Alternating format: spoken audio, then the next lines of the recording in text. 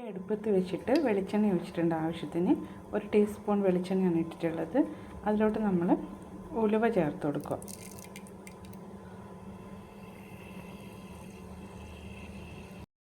ഉലുവ പൊട്ടിക്കഴിഞ്ഞതിന് ശേഷം നമ്മൾ ചേർത്ത് കൊടുക്കേണ്ടത് വെളുത്തുള്ളി ഇഞ്ചിയും ജസ്റ്റ് ഒന്ന് ഇടികല്ലിൽ ഇടിച്ചെടുക്കാം കേട്ടോ. പേസ്റ്റായിട്ടും ഉപയോഗിക്കാം നമുക്ക്. ജസ്റ്റ് അതൊന്ന് കരിഞ്ഞു വരേണ്ട ആവശ്യമില്ല. ജസ്റ്റ് ഒന്ന് ആ എണ്ണയിലോട്ട് ഈ വെളുത്തുള്ളിയുടെയും ഇഞ്ചിൻ്റെയൊക്കെ ഫ്ലേവർ ഒന്ന് ഇറങ്ങിയാൽ മതി. ജസ്റ്റ് ഒന്ന് ചൂടാവുകയേ വേണ്ടുള്ളൂ.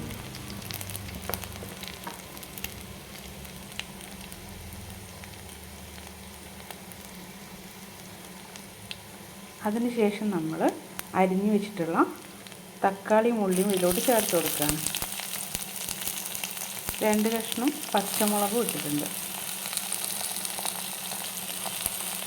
തക്കാളി വേറെ, പച്ചമുളക് വേറെ, ഉള്ളി വേറെ ഒന്നും വാട്ടേണ്ട ആവശ്യമില്ല.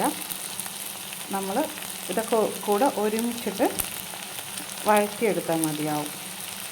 മീൻകറി തന്നെ പല ടൈപ്പുണ്ട്.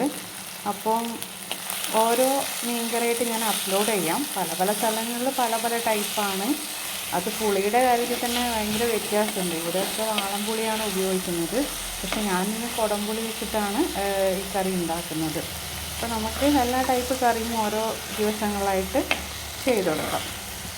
ഇത് ഉള്ളി വഴണ്ടി വന്നതിന് ശേഷം തക്കാളി ഇടണം അങ്ങനെയുള്ള നിബന്ധനകളൊന്നുമില്ല. നമുക്ക് ഒരുമിച്ചിട്ടത് വഴറ്റി കൊടുക്കാം.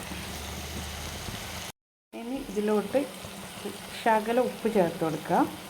ഒരുപാട് ചേർക്കണ്ട. ഉള്ളി വഴണ്ടി കിട്ടാൻ വേണ്ടി മാത്രമാണ്.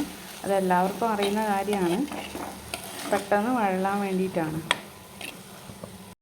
ഒരുപാട് നേരിട്ട് വഴറ്റേണ്ട കാര്യമൊന്നുമില്ല. ജസ്റ്റ് ഒന്ന് അതിൻ്റെ ഒരു പച്ച ചുവ മാറുന്ന വരെ ഒന്ന് വഴറ്റിയാൽ മതിയാവും. അതായത് അതിൻ്റെ ഒരു പച്ച മണം മാറുക എന്ന് പറയുന്നില്ല, അത്രയേ വേണ്ടുള്ളൂ. അതിന് ശേഷം നമ്മൾ ഇതിനോട്ട് ആഡ് ചെയ്ത് കൊടുക്കാൻ പോകുന്നത് 3.5 ടേബിൾ സ്പൂൺ മുളക് പൊടി, എരിവുള്ളതും എരിവില്ലാത്തതും കൂടെ മിക്സ് ചെയ്തിട്ടാണ് എടുത്തത്. പിന്നെ 2 ടീസ്പൂണ് മല്ലിപ്പൊടി, ആവശ്യത്തിന് മഞ്ഞൾപ്പൊടി. ഇതിലോട്ട് ആഡ് ചെയ്ത് കൊടുക്കുക. അതിനുശേഷം നന്നായിട്ട് മിക്സ് ചെയ്യാം. ജസ്റ്റ് ഒന്ന് ചൂടാവുകയേ വേണ്ടുള്ളൂ. ജസ്റ്റ് ഒന്ന് ചൂടാവുകയെന്ന് വെച്ചാൽ എല്ലാം കൂടെ ഒന്ന് മിക്സ് ചെയ്ത് ജസ്റ്റ് അതിൻ്റെ ഒരു ഫ്ലേവറും ഇതൊക്കെ കാര്യങ്ങളൊക്കെ നന്നായിട്ട് പിടിക്കുന്ന സമയമാകുമ്പോൾ നമുക്ക് ഗ്യാസ് ഓഫ് ചെയ്യാം. അപ്പോൾ ഇത് കരിഞ്ഞു പോകാണ്ടിരിക്കാൻ ശ്രദ്ധിക്കണം. ഫ്ലെയിം ലോ ആക്കി വെക്കണം.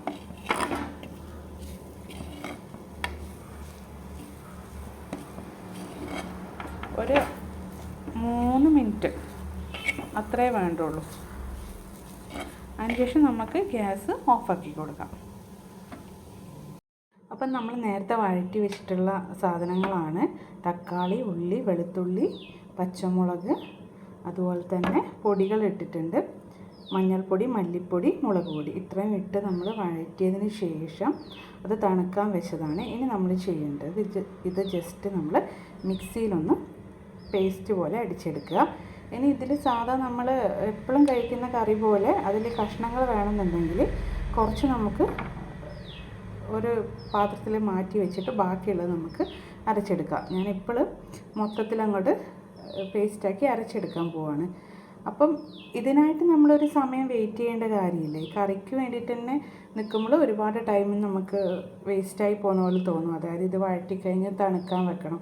അപ്പോൾ ഈ ഒരു സമയത്ത് നമ്മൾ വീട്ടിൽ വേറെ എന്തെങ്കിലും ജോലി ചെയ്യുന്നതിലിടയ്ക്ക് നമ്മൾ ഈ ഒരു കറി ഉണ്ടാക്കിയാൽ നമുക്ക് ആ സമയം നമുക്ക് ലാഭിക്കാം.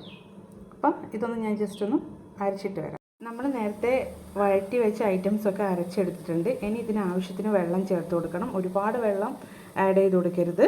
ഒരു കുറുകിയിരിക്കുന്ന പാകത്തിന് വെള്ളം ഒഴിച്ച് കൊടുക്കുക.